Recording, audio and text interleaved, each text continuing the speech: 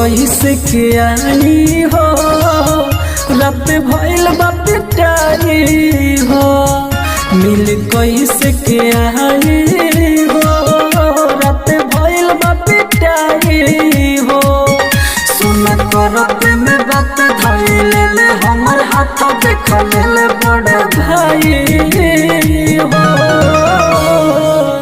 मिल कैसे के आई हो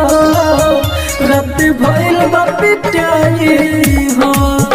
मिल कैसे के आई हो रात भइल बा पिटाई हो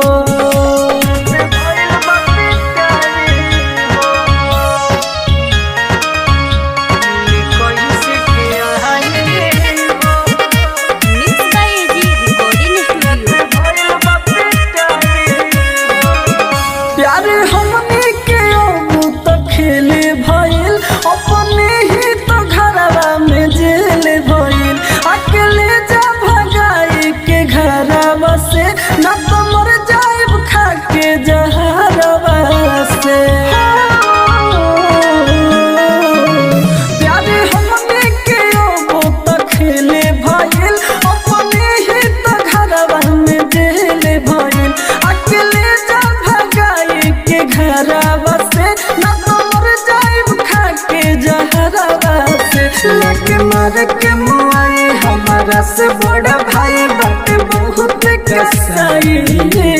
हो मिल कैसे के आई हो रात भइल बा पिटाई हो मिल कैसे के आई हो रात भइल बा पिटाई हो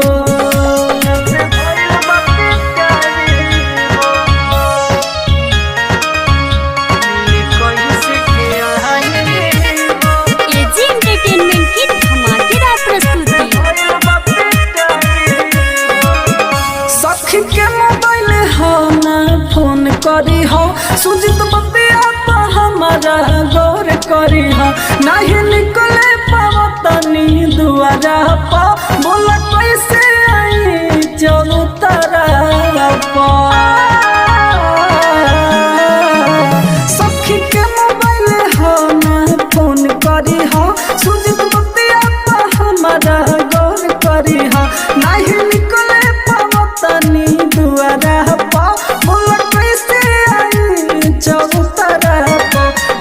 राजा राजधानी हम सच कहतानी बोला कैसे समझाए हो मिल कैसे के आई हो रात भइल बा पिटाई हो मिल कैसे के आई हो रात भइल बा पिटाई हो।